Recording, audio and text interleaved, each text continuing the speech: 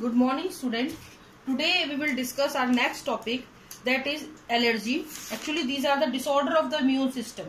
अगर हम disorder of immune system की बात करते हैं तो उनमें हम लोग दो डिजीज के बारे में पढ़ते हैं. First is the allergy and second is the auto immune disease. ठीक है, ये डिसऑर्डर है, यानी कि अगर कोई माल फंक्शनिंग होती है आपकी इम्यून सिस्टम के अंदर तो ये बीमारियां आपको लग सकती हैं. तो first of all we will discuss about the allergies. What is allergies?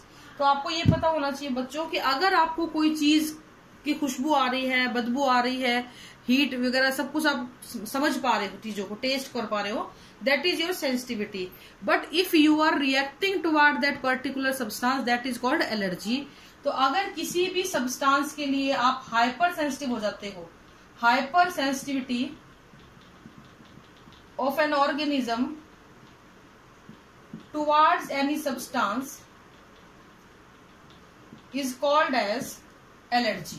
तो किसी भी ऑर्गेनिज्म की किसी भी सब्सटेंस के प्रति जो एक हाइपर सेंसिटिव रिएक्शन आती है उसको हम लोग क्या बोलते हैं बेटा? एलर्जी बोलते हैं.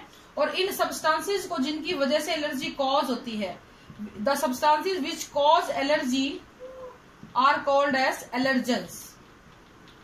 एलर्जेंस कहलाते हैं. ठीक है, एलर्जी और एलर्जेंस.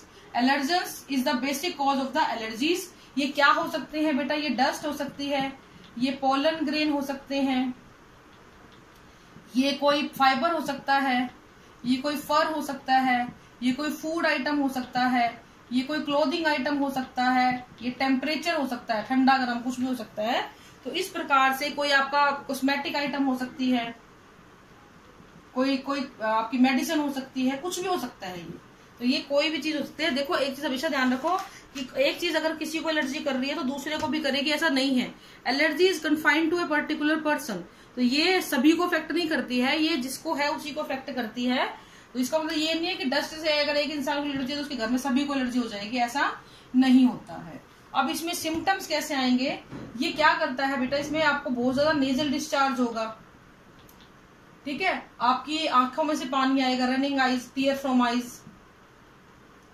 इसके अलावा आपको स्नीजिंग आएगी, बहुत ज्यादा छींक लग जाएंगी, बॉडी पे रेडनेस आ जाएगी, बहुत इचिंग होनी शुरू हो जाएगी.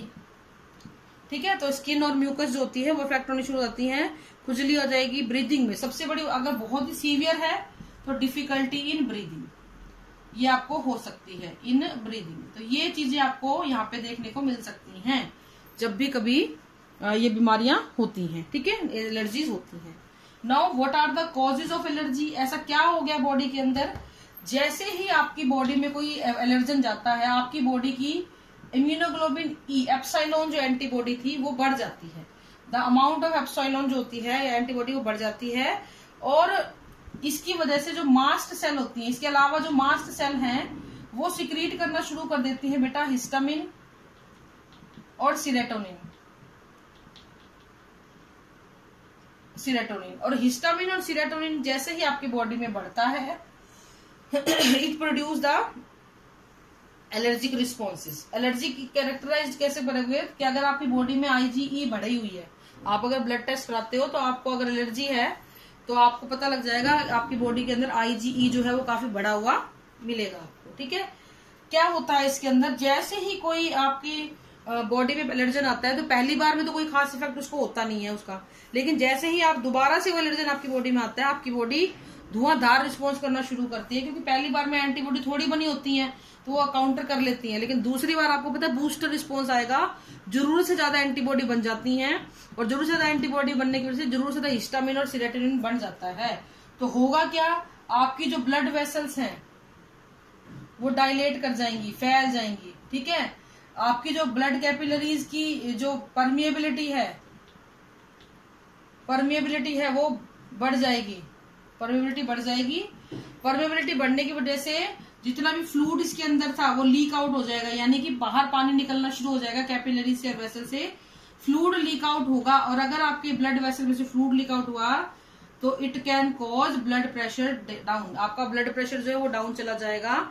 ये इसका कुछ दिक्कतें आ सकती हैं, बहुत बड़ी दिक्कत ये कॉज करता है एलर्जी के अंदर.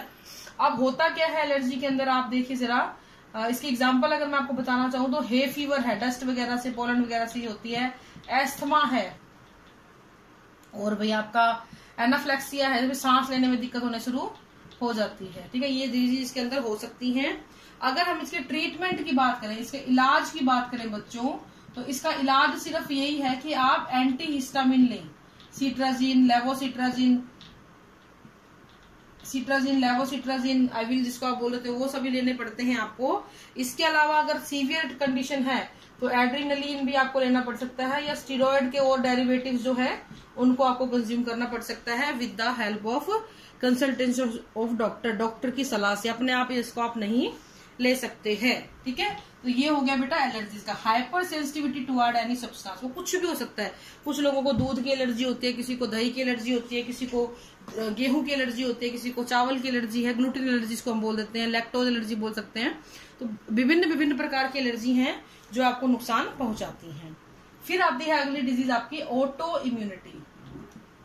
ऑटो इम्यून डिजीज कौन सी होती है, इसकी मैं एग्जांपल आपको बताती हूँ। सबसे पहले SLE हो गई, आपकी ग्रेव्स डिजीज हो गई, एडिसन डिजीज हो गई, रूमेटिक आर्थराइटिस आ गया,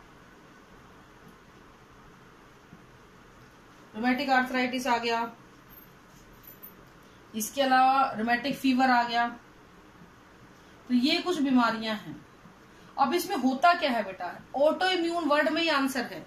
सेल्फ इम्यूनिटी, हमारी बॉडी में कुछ ऐसी एंटीबॉडी बनने लगती हैं जो सेल्फ रिएक्टिंग होती हैं। They do not distinguish between self and non self protein.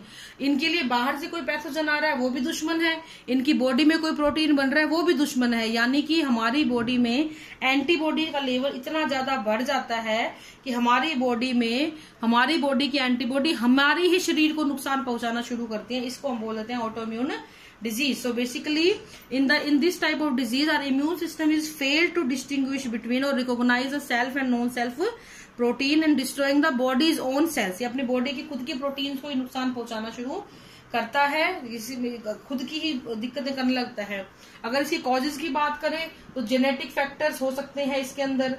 ठीक है, मेल में इसकी जो प्रेजेंस है वो कम देखी गई है एज कम्पेयर टू फीमेल में ये ज्यादा होती है। एनवायरमेंटल फैक्टर्स भी होते हैं, कोई पेस्टिसाइड की वजह से भी हो सकता है, कोई कंज्यूम हो गया, इनहेल हो गया, कोई टॉक्सिक केमिकल बॉडी में चला गया उसकी वजह से भी ये हो सकता है, कोई दवाई वगैरह खा ली उसकी वजह से भी ये हो सकती है। इसके अंदर होगा क्या, इसमें आपकी हेल्पर टी सेल बढ़ जाएंगी। ठीक है, सप्रेसर टी सेल घट जाएंगी। अब देखो अति तो हर चीज की खराब है, हमने बोली है ना, रोटी अति तो हर चीज की खराब है। अगर रोटी भी 2 फालतू खाओगे तो वो नुकसान ही करेगी। तो हेल्पर टी सेल बढ़ जाएगी, सप्रेसर टी सेल घट जाएगी, और एंटीबॉडी बी सेल्स होती है बहुत ज्यादा अमाउंट में एंटीबॉडी बनानी शुरू कर देंगी। और इनमें से कुछ एंटीबॉडी बेटा सेल्फ रिएक्टिंग हो जाएंगी। और सेल्फ रिएक्टिंग एंटीबॉडी का मतलब क्या होगा, ये अपनी जिस शरीर के अंदर उपस्थित हैं उसी शरीर के जो प्रोटीन्स है उनको ये नुकसान पहुंचाना शुरू कर देंगी। तो फिर अब करें क्या, अब इलाज ढूंढेंगे इसका।